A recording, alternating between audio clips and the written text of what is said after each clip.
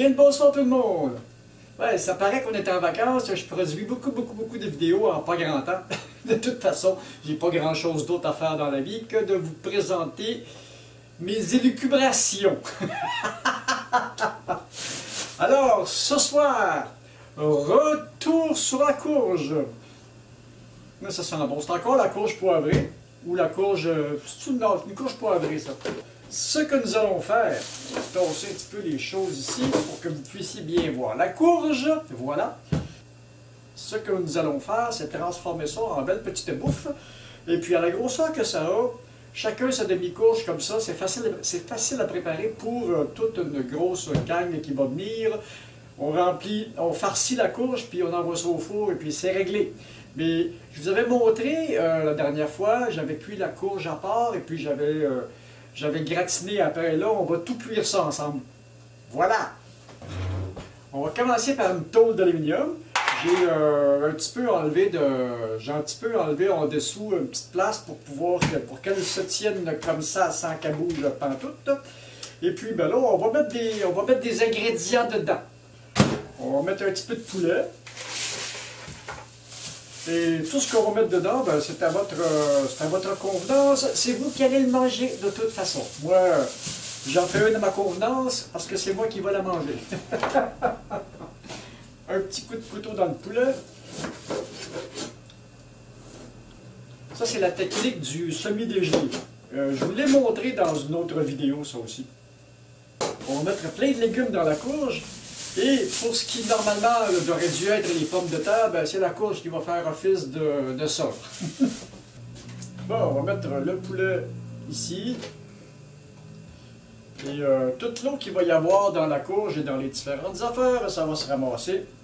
Je ne sais même pas ce que ça va donner. C'est une première. Comme je vous l'ai dit, il y a déjà eu beaucoup de premières sur cette chaîne. On va mettre un petit peu d'oignon. Les légumes aussi, c'est à votre convenance. J'ai de la misère avec ces petits couteaux-là, j'en perds beaucoup.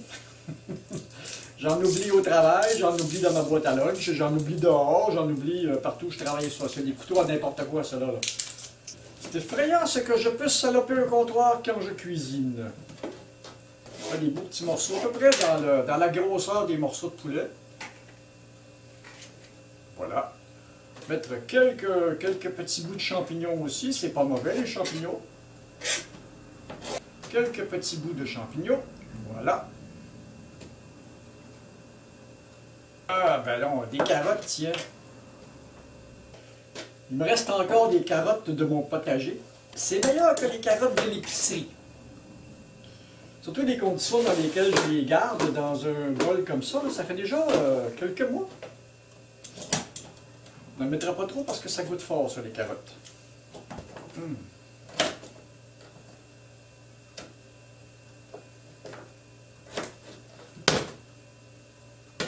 Et comme c'est celle de mon potager et que je sais que ça vient d'une place où c'est complètement sans aucun produit chimique, je n'ai pas besoin tellement de les peler.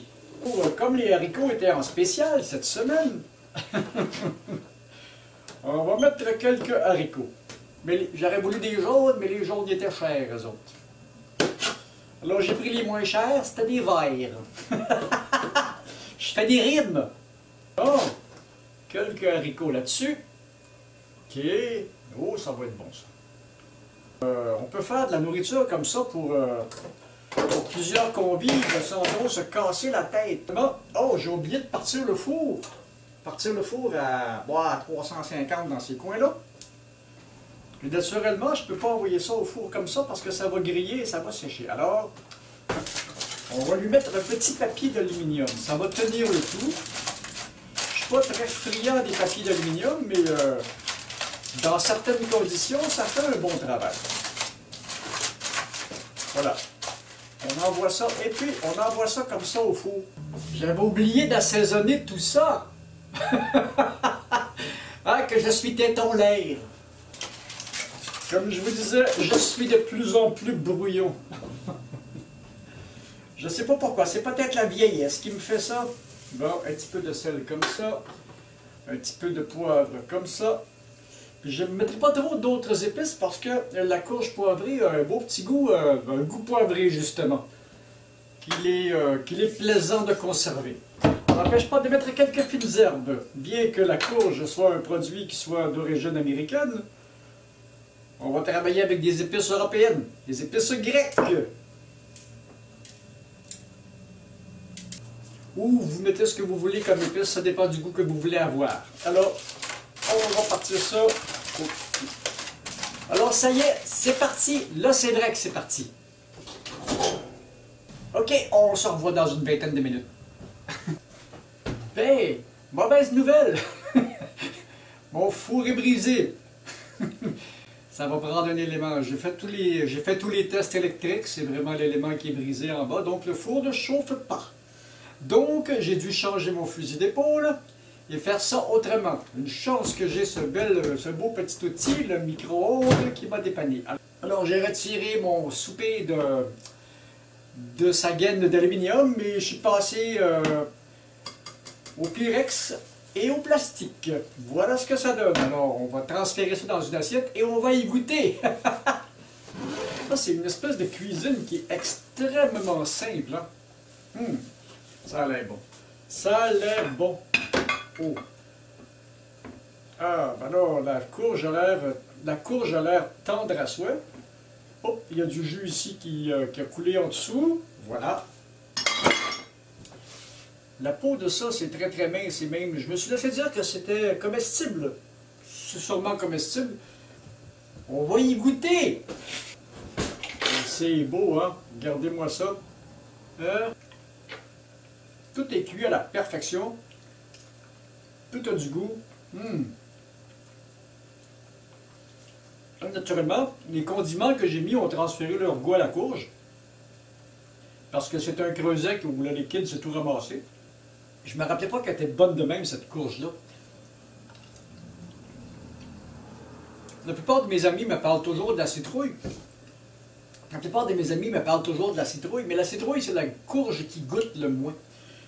Toutes les autres courges, les courges d'hiver, comme la courge butternut, la courge, comment est-ce qu'ils appellent ça, donc la courge musquée, qui a un goût plus fort que celle-là encore, la courge spaghetti, ce sont toutes des courges qui ont beaucoup de goût, qui sont légèrement sucrées.